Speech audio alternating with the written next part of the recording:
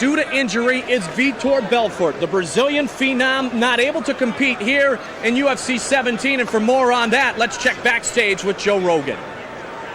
Hi guys, I'm back here once again, an unbelievable card put together by John Peretti. Everybody's very excited, but again, notably, the absence of Vitor Belfort. It seems to keep happening to him. I mean, first we've had the intestinal injury that he had, or a virus or a worm or whatever it was, and now he's got the herniated disc. And it seemed just a year ago this guy was poised to be one of the greatest ever, and now a year later he has no fights and he seems to be just floating in and out of trainers, and everybody's really wondering what's going on with him. I mean, our hearts go out to him, and you know, we give him all the best.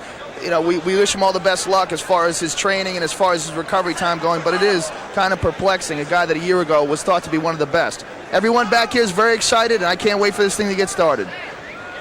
Well, it is obvious that Joe is also very excited about the evening's event here in the Deep South. Mobile, Alabama in common.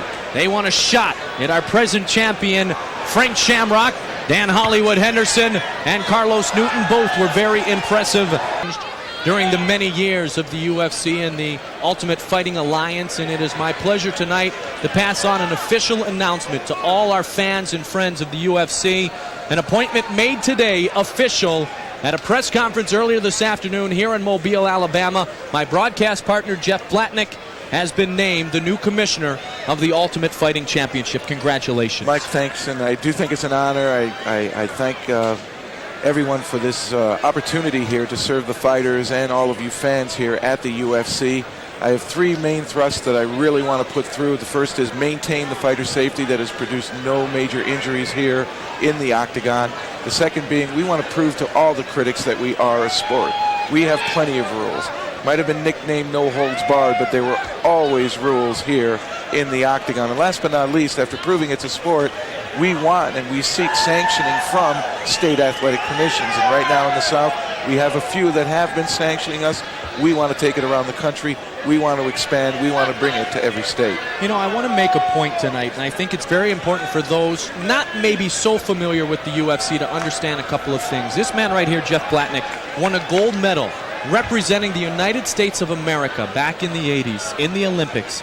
You have always prided yourself with the stars and stripes and working with kids. You're a motivational speaker. And some would look at the UFC and say, why would an Olympic champion believe so much in this sport that he has now become commissioner? Well, I wouldn't be here if it wasn't credible. I wouldn't be here unless I really had a passion for this sport. And certainly it's an outlet for many of our wrestlers who aren't invited to participate by invitation with professional wrestling. And there's a whole mixed martial arts world out there that's catching fire. We have tremendous fan support no matter where we go. We've never had any fan protest except for the fact that it is not shown on cable. We wish to work with everyone to show that this is a sport. We have made modifications in the past to show that we are willing to move it more towards what the critics feel is what their idea of a sport is. But again, our fighting record speaks for itself. 61% of all the fights end in submission. Well, we look forward to your reign.